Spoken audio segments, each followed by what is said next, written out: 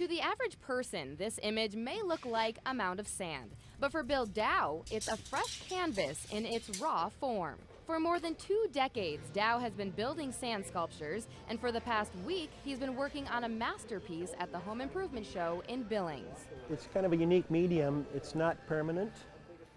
If you can get by that part, it's a very nice medium. But there's a lot of work that goes into creating a piece of art made from sand. The process requires wood frames to pack the sand, lots of water, and some key essential tools.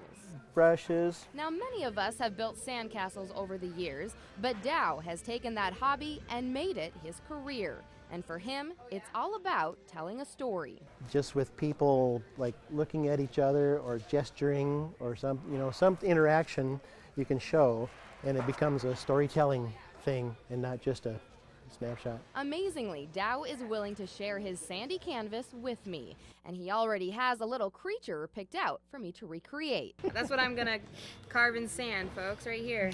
That's my job. Yeah. A pika. I want a couple of them. Yeah. You have high expectations. All right, I'll see what I can do for you. Now, of course, he provides me with some tips on technique. Carve like this out. See what it does? It breaks the edge. So Sure. you always go from the outside in like that. Okay. Like that. And then you get you can keep a real sharp edge.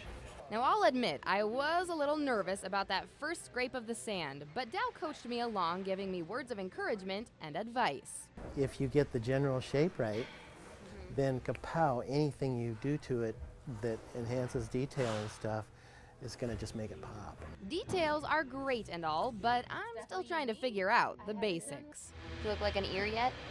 After a while, I'm pretty satisfied with my pica on the back side of the sculpture, so it's time to make my debut on the front side.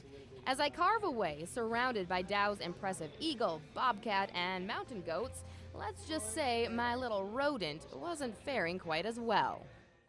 Luckily, sand can be manipulated, and my strokes aren't set in stone. It's actually a forgiving material because if some small thing falls off or gets damaged somehow, you can repair it. Spray a little water, patch, and you're repaired.